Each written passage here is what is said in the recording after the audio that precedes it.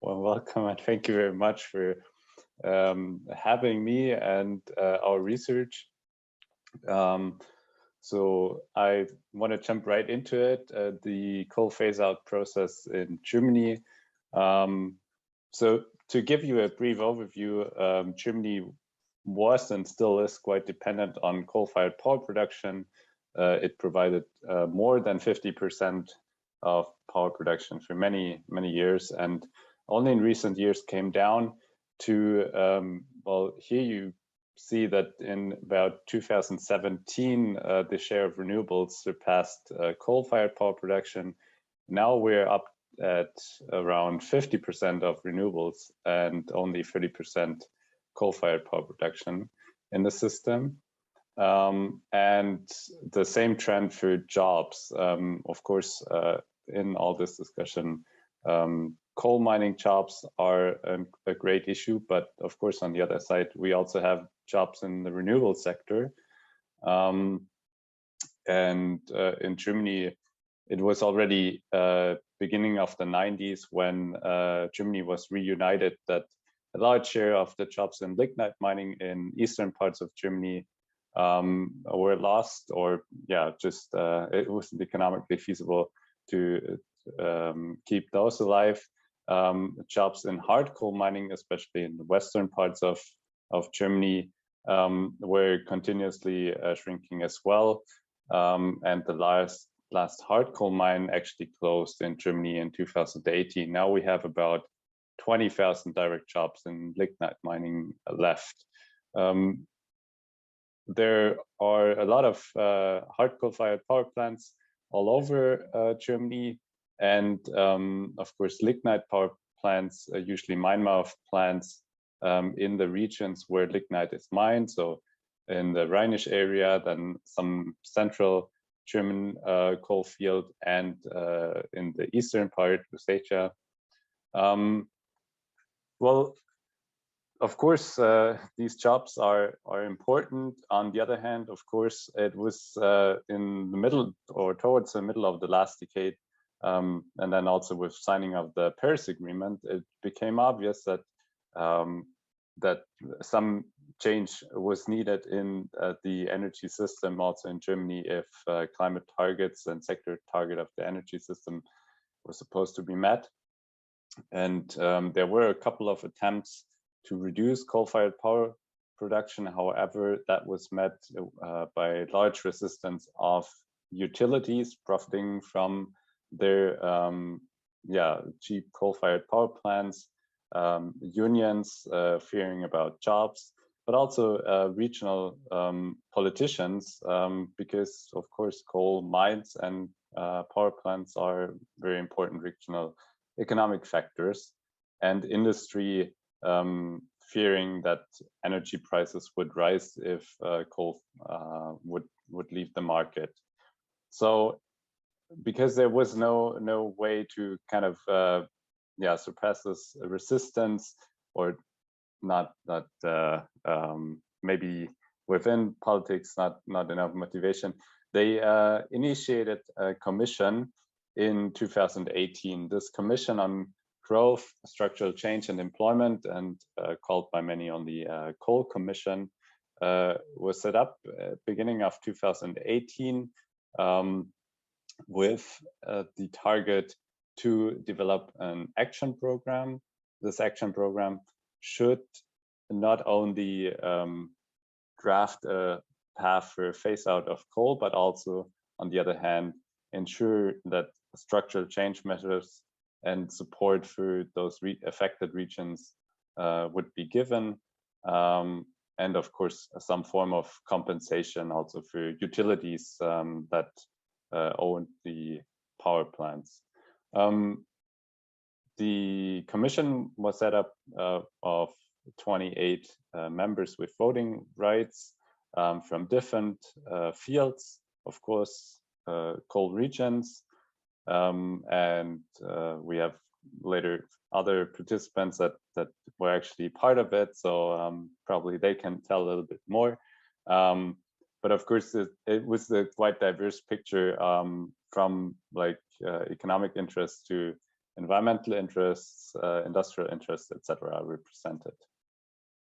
In the end, after about half a year, the Commission came up with a Phaseout Plan, which looks, or the recommendations did look like this, more or less a continuous decline of coal-fired power capacity in Germany, both hard coal and lignite, and a phase out by 2038 with an option of moving that forward to 2035.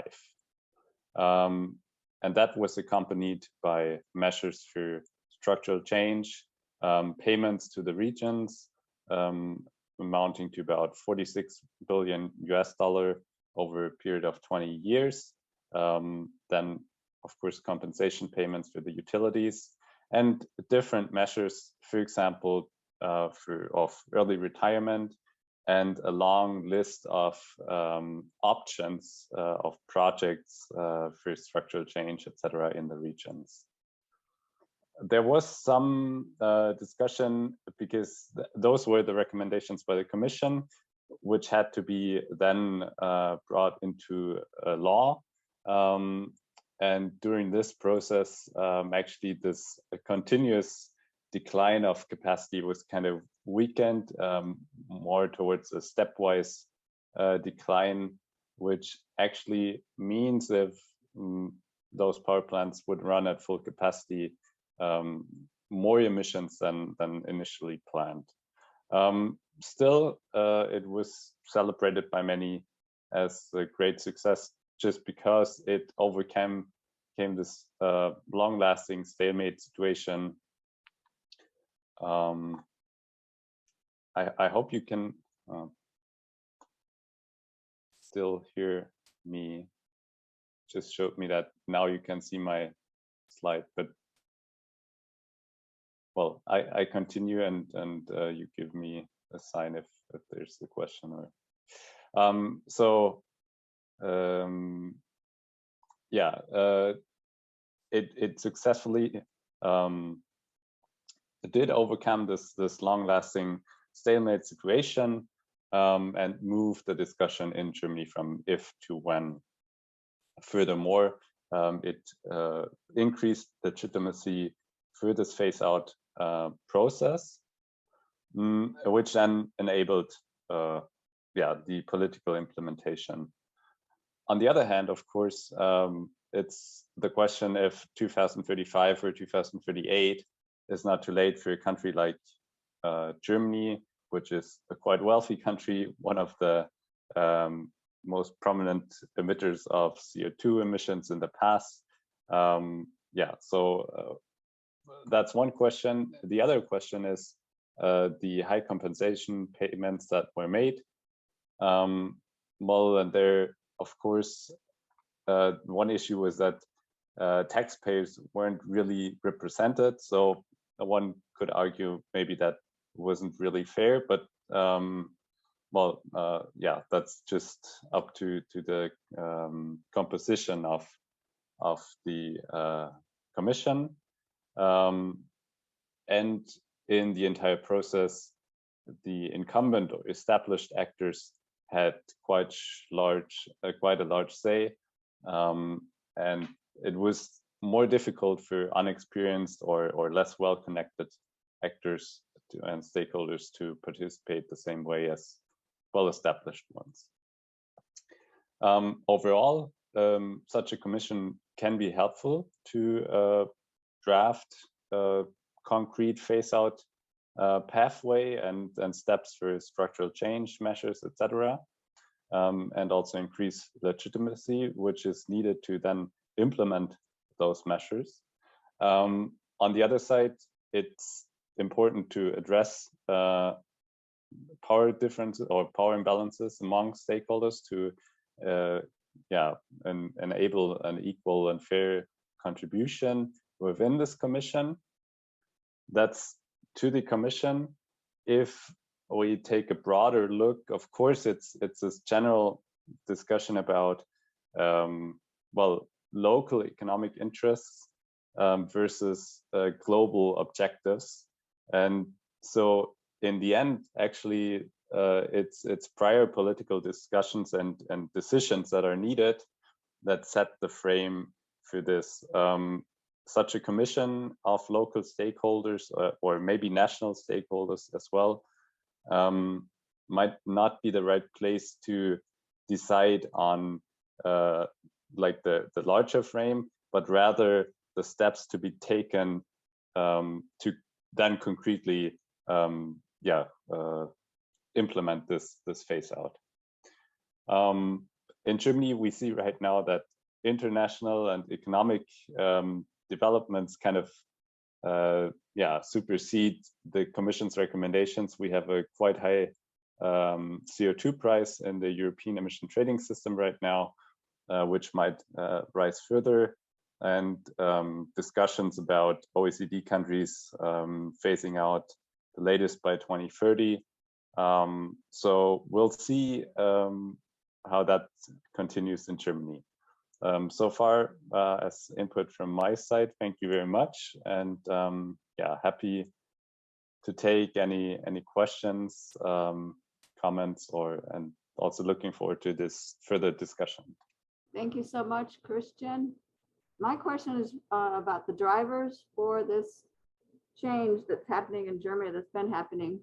Was it because your reserves of coal are running out and that was what really pushed it, or is it mostly just the emissions issue? What was really driving the change in social consciousness to make the legislation and all the emphasis towards leaving coal as a source for fuel? Yeah, thank you for this question. So we have to differentiate a little bit hard coal and lignite mining, and then power generation. So for hard coal mining, that was already since the 1960s not really competitive against imported hard coal anymore. Just the price to produce domestic hard coal was higher than the cost for importing hard coal. However, to not just leave those many, at that time, a couple 100,000 jobs in hard coal mining, not leave them from one day to the other. It was subsidized until the year 2018, when the last hard coal mine closed. There's more than enough lignite still left. However, it's really the issue of climate change. And attached to that discussion, also devastation of local villages, etc. But only combined with the discussion of climate change. That's was driving and is driving this change now. Excellent. Thank you so much, Christian. I want to ask Micah to come up here now. And Christian, will you stay on until later, until the panel?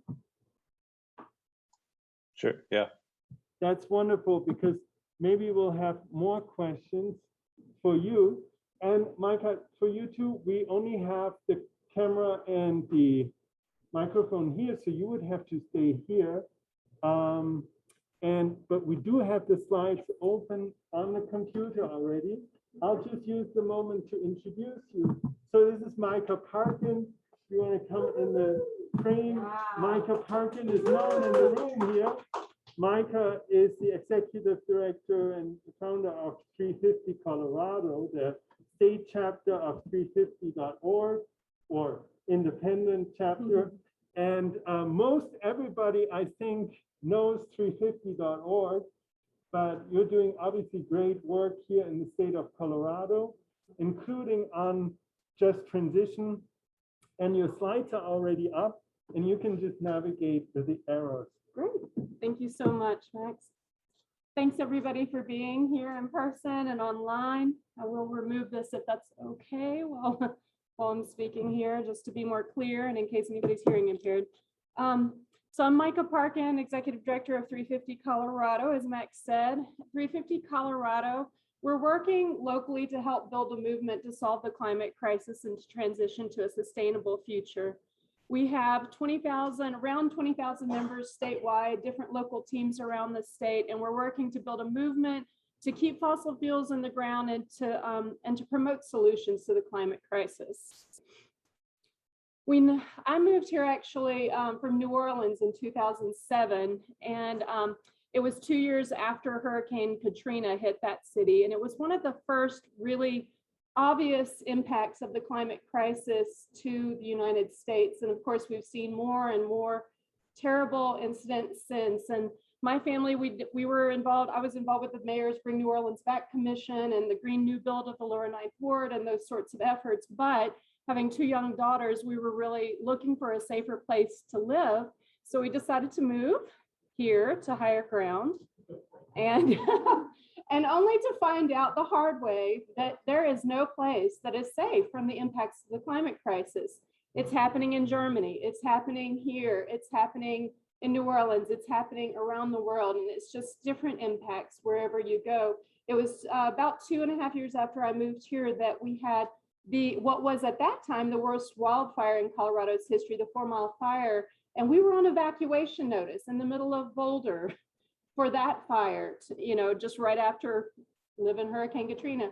And then a few years later, we had the terrible floods, and all these 100-year and 1,000-year events just seem to be happening really frequently, right? And that's because the climate crisis has loaded the dice for these sorts of events to be happening around the world with far more frequency. And here in Colorado, we're seeing all sorts of different impacts, from wildfires, floods, droughts. We're seeing pine beetle epidemics, decreased snowpack, record temperatures. It's affecting our economy, our tourism, our winter sports industry, agriculture, all sorts of things. And of course, how many people, let me just ask here in the room, were impacted by one or more of these events? Yeah, almost all of us. So, and this is probably true for everybody who's listening as well. You've probably been impacted too, wherever you are. In Colorado, the 20 worst wildfires have happened since since the year 2000. So that just goes to show with what frequency and greater intensity these events are happening. And, not to give everybody a science lesson, I think we all know it's because of the accumulation of greenhouse gases in the atmosphere. And we are now at 419 parts per million as of May of this year, and we're on track for a lot worse. And that's because these emissions continue to accumulate in the atmosphere. Let's see if we can get it to go to the next slide. There we go.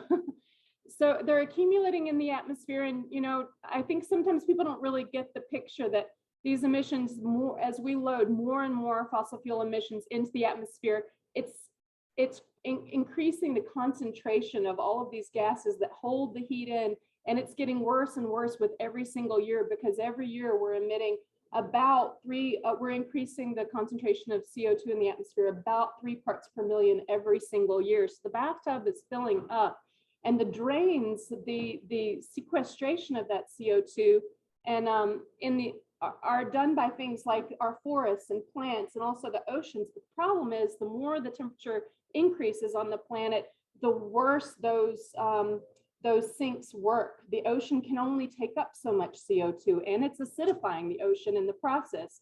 H2O and CO2 equals carbonic acid, basically. So it's having all sorts of deleterious impacts in our oceans and on our lands too. They can only take up so much as well. So back in 2010, I believe it was, Bill McKibben, who was the founder of 350.org, did his Do the Math tour. And what that Do the Math tour was all about was he was talking about the amount of CO2 that we can afford to emit at that point in history without exceeding the 2 degrees Celsius temperature increase that countries around the world had agreed not to go beyond. And what he found was that the fossil fuel corporations had in their reserves 5 times the amount of fossil fuels that we can afford to burn. And then there was the Paris climate talks in 2015, and there was a global agreement to keep global temperature rise below 1.5 and definitely below 2 degrees Celsius temperature rise. Oil Change International did a report called The Sky's Limit in 2016 that showed that to stay below 2 degrees Celsius, that no new fossil fuels could be brought online. And in fact, we had to keep 80% of the fossil fuels that were currently under production from being burned. So the IPCC did a study in 2018 that said that that we have to achieve net neutral greenhouse gas emissions by the year 2037 for a 66% chance of staying below that 1.5 degrees Celsius temperature increase. Sadly, we did not start decreasing our greenhouse gas emissions in the year 2018. We continue to accumulate them at about 3 ppm per year. And so there have been additional studies that are saying that at this point now, we really need to be striving for a 100% reduction in greenhouse gas emissions by the year 2036 if we're to be able to stay below 1.5 degrees Celsius temperature rise and to eventually return our atmosphere to 350 parts per million, which is what scientists such as James Hansen and others around the world have said that we need to really try not to go beyond. And again, per that slide I showed earlier, we're now at about 419 parts per million.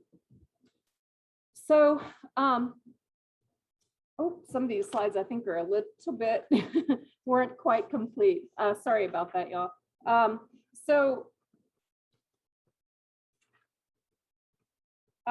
Yeah, I don't know, Max, if it's possible to bring up the online version of this because this is the incomplete version of the slides. No, I mean, the slides are actually not quite fit. This is not the finished version. This is like a version that was in progress. But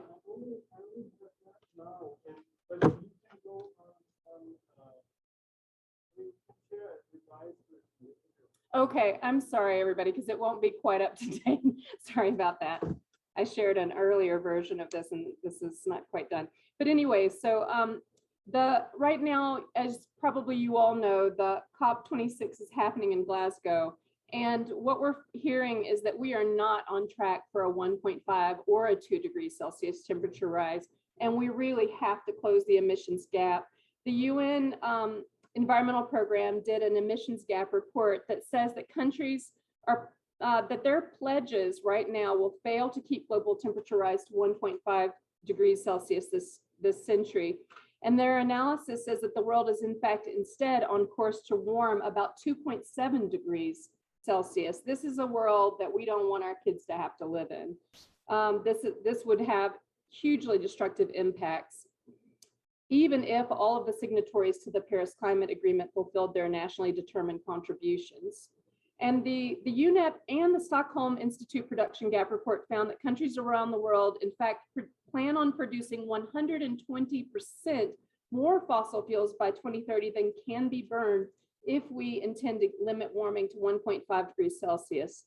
That means that the unrestrained fossil fuel production puts us at risk of locking in double the amount of warming that the Paris Climate Agreement established as a goal.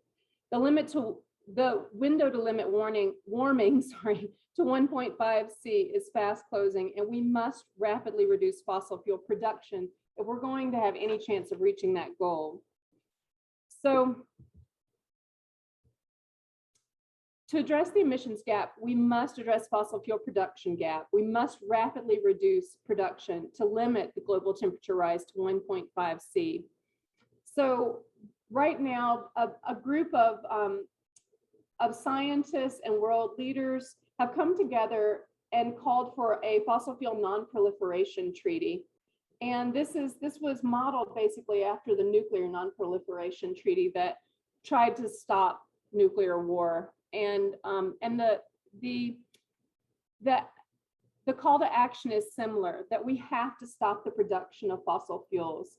If we bring those fossil fuels into production, if we extract them, then they will be burned somewhere. And of course, the global climate crisis, it's global. So wherever those emissions are burned, they're going to contribute to the problem. So we have to address the production of fossil fuels, not just the consumption wherever we live.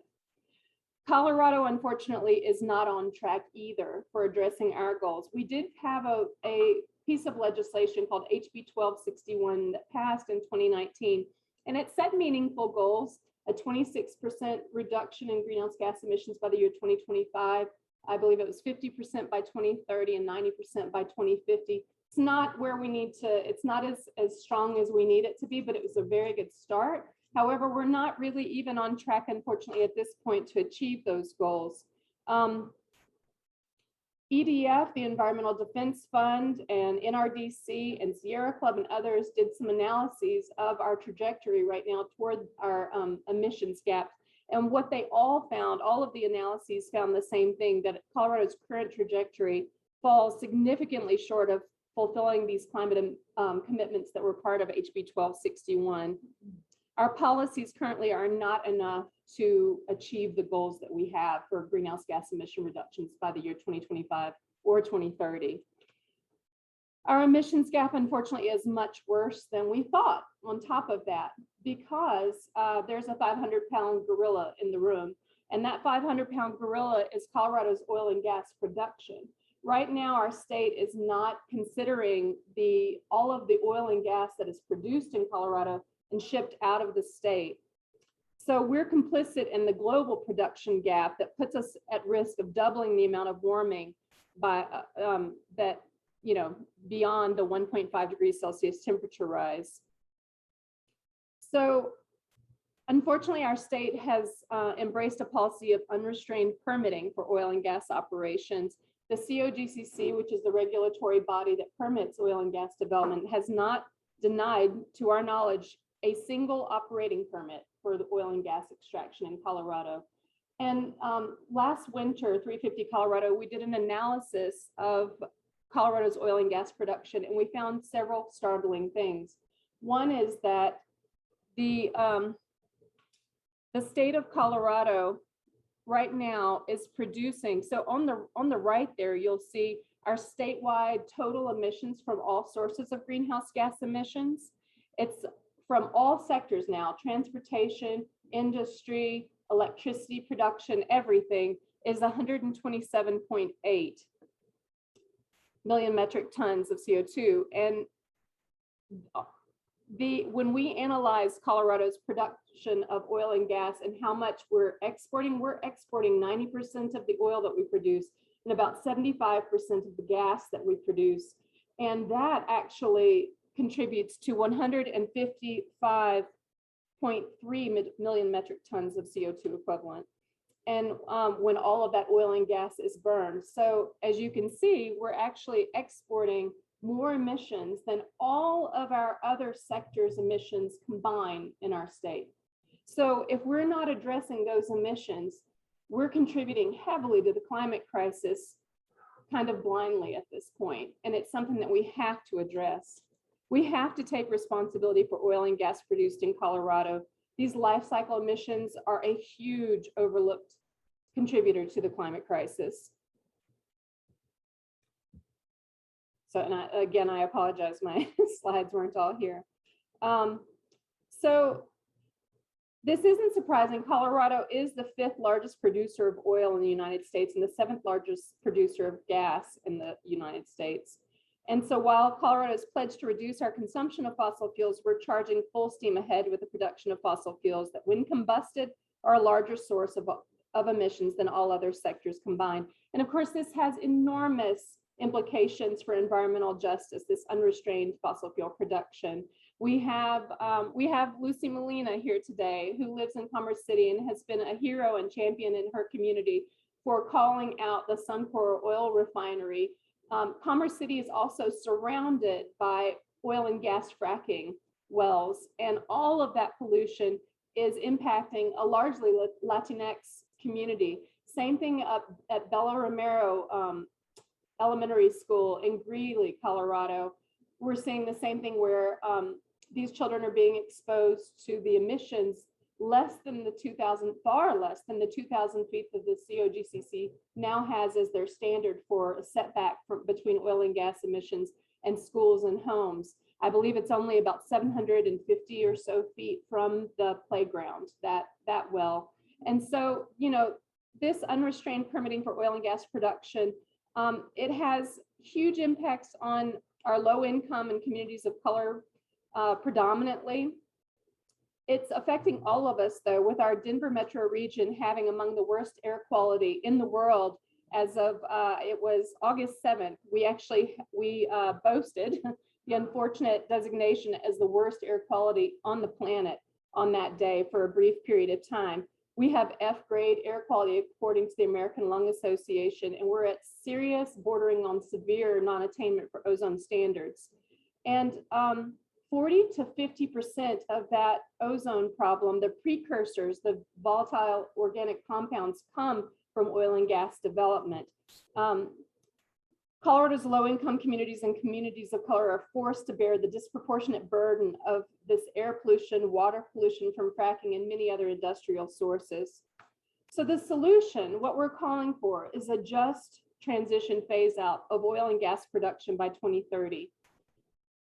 350 Colorado and over 60 allied organizations statewide are calling for this just transition phase out of fossil fuel production in Colorado by the year 2030, combined with policies that ensure a just transition for workers and communities. A production phase out could be administered by instituting limits on permitting for new oil and gas development through the COGCC and the Air Quality Control Commission. We believe these agencies have the legal authority to begin limiting permitting now, and that legal challenges to limiting production would fail. Ultimately, this is what Colorado needs to do if we're truly to be a climate champion and a climate leader in the world. By instituting limits on production, we would follow the footsteps of states and countries that are truly doing what's required to limit global warming to 1.5 degrees Celsius, including New York, California, New Zealand, Spain, Denmark, Sweden, Finland, Costa Rica, and other places. Often when we bring this idea to elected officials, they say we can't possibly transition to an economy that isn't dependent on fossil fuel production. It would be too difficult, too disruptive. But it's far past the time that we dispel this myth, which is destroying our chances of a livable climate on our one and only planet. The truth is we can transition off of dependence on fossil fuel production and build a sustainable economy that takes care of everyone. This isn't only possible, it's necessary if we want to preserve life as we know it. What do we need to do to become a climate leader in Colorado? Well, first, we have to take responsibility for Colorado's massive exported oil and gas emissions and set policy to reduce these emissions, because greenhouse gas emissions harm Coloradans and our global climate wherever they're ultimately burned. We need leadership from the Polis administration for a fossil fuel production phase out by the year 2030. It could be administered by instituting limits on permitting, as I said before, through the COGCC and the Air Quality Control Commission. This would take about a 10% reduction in permitting per year, plus the closure of existing wells, ideally starting with those within 2,000 feet of schools and homes. Third, expand the Just Transition Office to support oil and gas workers. This office, which was created in 2019 legislation, currently only serves coal workers. A Deloitte study found last fall that 70% of the 107,000 oil and gas jobs lost nationwide between March and August of 2020 may not return. So these workers need support. And we need to secure funding for worker retraining programs so that they can plug and remediate Colorado's 80,000 plus oil and gas wells, a growing number of which are orphaned and abandoned by bankruptcies, leaving Colorado taxpayers facing an $8.2 billion liability, according to Carbon Tracker. We need to utilize federal funding or institute a climate mitigation fund as part of the current financial assurance rulemaking happening at the COGCC. Bonding of at least $280,000 per well to secure well closures is backed by data. And last, we need to assist the most impacted communities, those that are most dependent on the tax revenue from fossil fuel extraction and production, and the communities that are most directly impacted by the pollution. So I just want to encourage everybody to get involved. If you want to get involved with 350 Colorado, you can join us at 350colorado.org. There are plenty of other organizations that are also working on this just transition. So just encourage everyone to do what you can to be part of the solution. Thank you.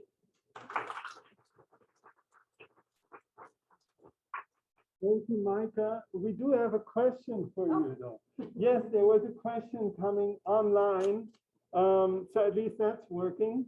So thank you so much for presenting. Thank you for sharing these, like truth and perspective.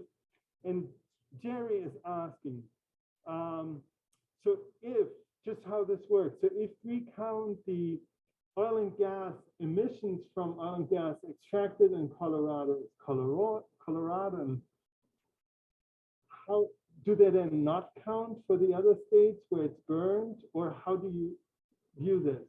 If you can just Sure, yeah. explain this. So one of the things we've been recommending is that the state take responsibility and count those greenhouse gas emissions for the oil and gas and coal, for that matter, that's produced in Colorado and exported elsewhere, that we count it as part of our inventory and take responsibility for it as part of our policies that we institute as a state. That does not mean that we would count it in our inventory that we submit to the Environmental Protection Agency, because that could potentially result in double counting of those emissions. If there's another state who's receiving those greenhouse who's receiving those fossil fuels, burning them and counting them, some other states do count those greenhouse gas emissions in their reports to the EPA. So we're not recommending that the Air Quality Control Commission and the APCDE, CDPHE, sorry, that they count those greenhouse gas emissions in our EPA report inventory, simply that we count them in our internal inventory, which the state actually did do last year for the first time. They had it as an addendum, those externalized emissions, but we need to count them in our policy making, and in HB 1261, in those goals, we need to be addressing those emissions as well, because as I said, as long as we continue to produce those fossil fuels, they will be burned somewhere and they will harm us all. Thank you. Well, thank you, Micah. I have to say thank you, even though these aren't very cheerful, cheerful words, but thank you so much. Oh, another question, Micah. It doesn't stop. It doesn't stop. So, do we do one more question, because then we have to take a quick break? But thank you. Thank you. Not being burned, do they still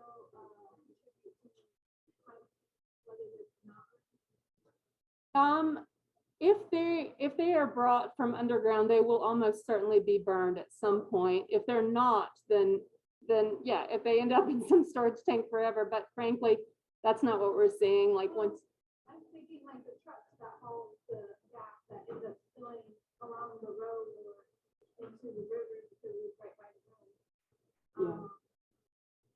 Is that not harmful to greenhouse gases? Yeah, if whether it's burned or not. yeah, I mean, that's a good point too. If it's brought online and it's kept in a tanker somewhere or a truck or something, the chances of a spill or something like that are also very environmentally destructive to the people and the animals that live in those places as well, and the ecology of those areas. So I think there's going to be harm. So the main point is, at this point in history, we have to start setting policies and realizing that it is time to start to leave fossil fuels in the ground. Because, you know, as Bill McKibben's Do the Math research showed, there's 5 times the amount of fossil fuel reserves than we can ever afford to burn if we're not to completely fry the planet and go far beyond the 1.5 or even 2 degrees Celsius temperature rise that scientists have instructed we should not dare go beyond. So thank you, Shane. Thank you so much. Thank you, Micah. Again,